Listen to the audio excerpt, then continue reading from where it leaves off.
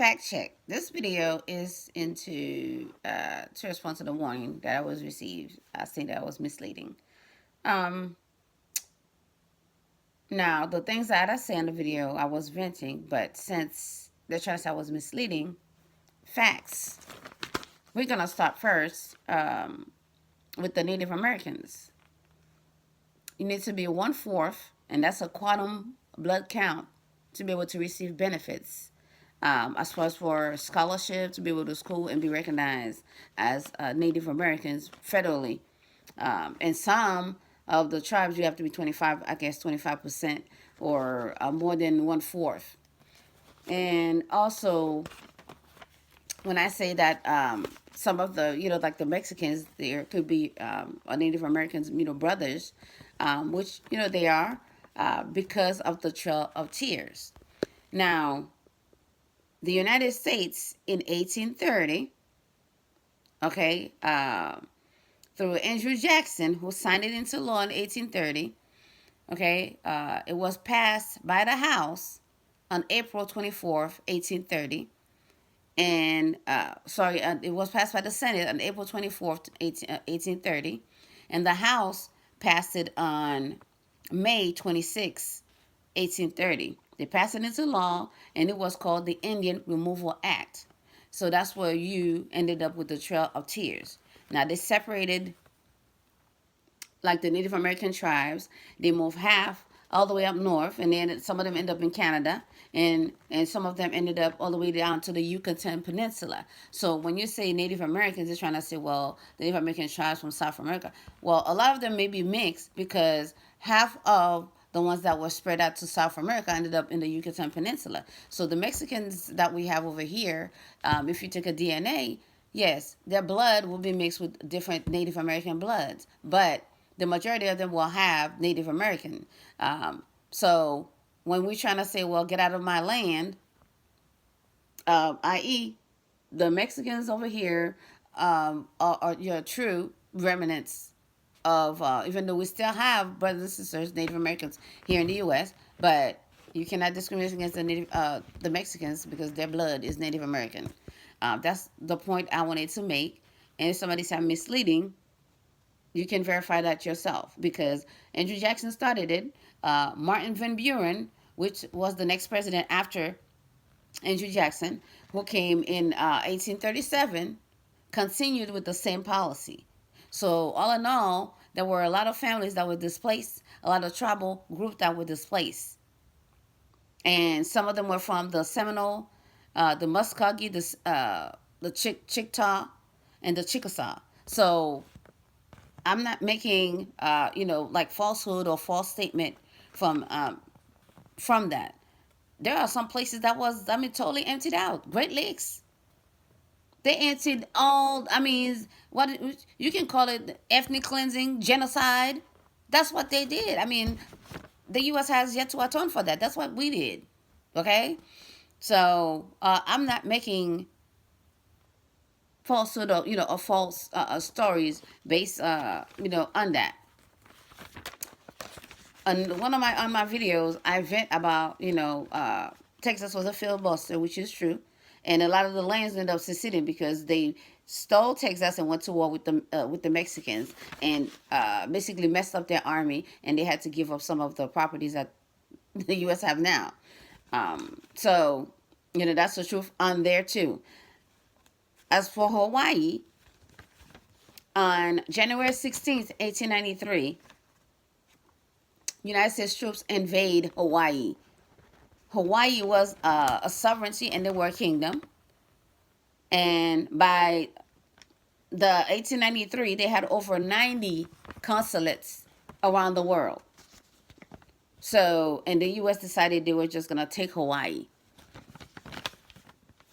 So they had treaties. They started with, they did a friendship treaty with the United States in 1849. And then they started doing, money exchange and so forth. Next thing they knew, they woke up one day in 1893, boom, they got invaded. So that's how Hawaii became part of the United States. It was not they chose to be, it was they got invaded and the U.S. just took Hawaii. That's another filibuster, but with army descended. Again, I am telling the truth. So I wouldn't be making this story up. They're in the courts right now because Hawaii is trying to claim, and then because the reason how all that started is because there was a gentleman that wanted to have his driver's license in Hawaiian, and they refused to recognize it. And now they're going back to the history of how Hawaii became part of the United States. So I do not make those stories up. So you can choose to say, hey, well, she's misleading. No, you can look it up yourself because they are in Wikipedia, they are in the archives, and you can find those true. So, and needless to say, when I was in school, history is my favorite subject. So, yeah. So you guys can pretty much tell. Um, the Mayflower, okay, since I'm misleading, the Mayflower left England in August 15th, 1620, and landed in Massachusetts, in the not the U.S., Cape Cod to be exact, in November of 1620. In December 21st, they decided to explore areas where they could build their forts, and they ended up in Plymouth Rock. So when they say Plymouth Rock landed on us, and so forth, that's where they got that term from, because that's where they decided to build their fort, and they had their first watch tower on December 26, 1620. So it was a big old boat that came here. So the first boat people were the Europeans. Okay, so when I say that, it was not a plane that flew here, it was a boat. So, facts. So, if somebody's trying to say, well, she's misleading, no, I don't put the date, time, and year, but since you guys are requesting that, so there they are. Now, we're going to move on to the Dominican Republic and Haiti and all the falsehood that has been said. Okay, during the time starting 1791, the British were there because the British and Spain, they had decided to fight against the French. So there was a war going on between those three countries. Now, I'm not sure if you're familiar with the book of the Black Jacobins, and what you learn about the black fighters that used to go around and fight for different groups. Now, Spain and England, they were fighting against the French. And at the time, so Spain needed some defenders and stuff. And since they had brought a whole bunch of slaves from Africa to the island, so Spain decided, they were going to use those to help them, fight off the British and, along with France, because France had some, slaves that they took from, Africa and brought to the island too, because one side was Spain, the other side was French at the time. Now, again, they decided to arm the Africans and they were going to use them back and forth, which is what happened in the United States too, because they were using some of the Native Americans to fight, from different, sectors to fight each other. But by them, doing that, when they say there was a revolution in Haiti, they don't really tell you how it started. Okay, well, you're gonna use the Africans to fight, different forces because you didn't have enough manpower. Okay, but after they have a sense of freedom, you think they're gonna go back to slavery? They're just gonna be like, oh yes, master, yes, Amasa. No. Since they came from a free country, free continent, and they have the opportunity to arm themselves, to defend themselves, don't think they forgot where you took them from. Of course, they're going to use that opportunity to defend themselves and to gain freedom. So, Toussaint Louverture, which, like I said, is one of our forefathers that paved the way for Jean-Jacques Dessalines, he was part of the ragtag group, the Black Jacobins, that the Spaniards was using to fight France and England. So Spain and England made, they decided both of them they were going to fight France because at the time Napoleon was trying to build his empire. Well, when the time was right, Toussaint Louverture saw the opportunity. He deserted the Spaniards. Okay? And by him deserting the Spaniards, the Spanish, they had no way to fight off the British and France. They have no way to on that island. So the British were there too, because everybody was fighting.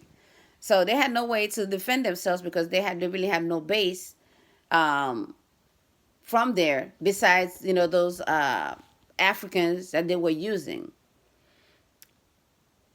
And that's from the historian. You can check the archives, like the stories there. So in 1791, when the fight broke out and all those factions, were fighting, so Toussaint Louverture abandoned the Spaniards, which caused them in 1795 to seceded the island, the whole island, to France. Now in 1795, France had the whole island. Okay, not half, not one other, the whole island. So when the Haitians, okay, well I said that when the Africans, we called them Maroons because they were mixed with the Native Americans that were there, and some of they thought that they, had all killed. We have a lot of grottos, we have a lot of caves in Haiti. So even though they thought they, clean and did the genocide of the Native Americans, some of them were still, was still surviving in the hills and on the mountains, and they mixed with the Africans there because they had tribes, the Africans had tribes, they had shamans, the Africans had shamans, and vice versa. So they had the Maroons, so they became the Maroon tribes, and they have a army called the Indigenous Army of Haiti.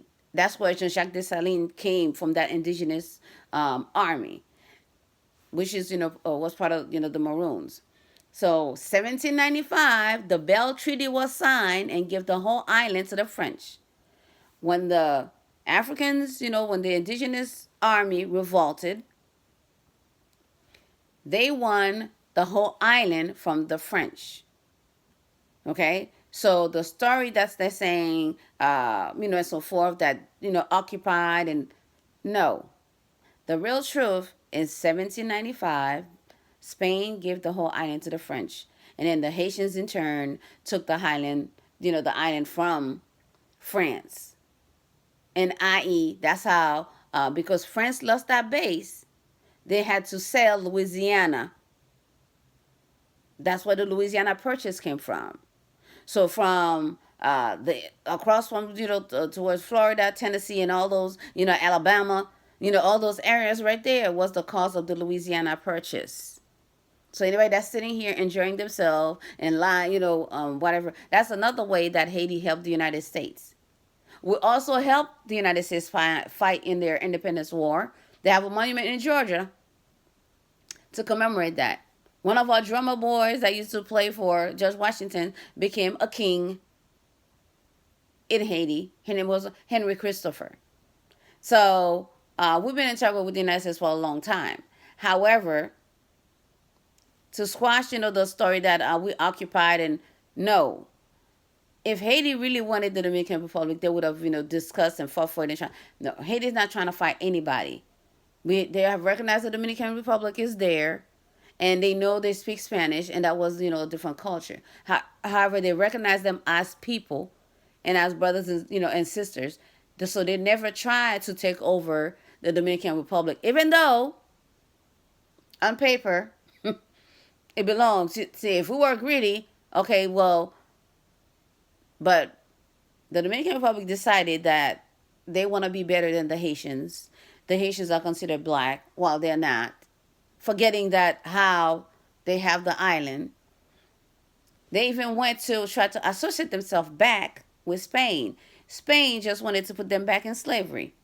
Guess who went and kicked the Spaniards out so that way the Dominican Republic can survive? The Haitians. Now for the I'm not saying all Dominicans now, because they are good people. The bad ones, the bad Dominicans, decided to be racist against the Haitians, but they are surviving. They are there because of the Haitians. Who does the construction works, the service work in the Dominican Republic? The Haitians. Not only do we defend the Dominican Republic from Spain, we also help build the Dominican Republic to be what it is to be. But the reciprocation was not there for the Dominican Republic. They participate in destabilizing Haiti because they know Haiti is a beautiful country.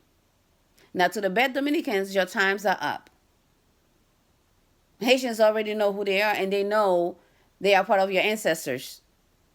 So, how you treat your ancestors, that's how you'll be treated on your next life. So, the respect that is due to Haiti from the Dominican Republic, they need to give it. Otherwise, they are doomed to failure. So, I'm not making any story up. Okay, the Dominican Republic needs to go back to 1795 and look at the Treaty of Belle. Okay, the story that they've been telling you, no.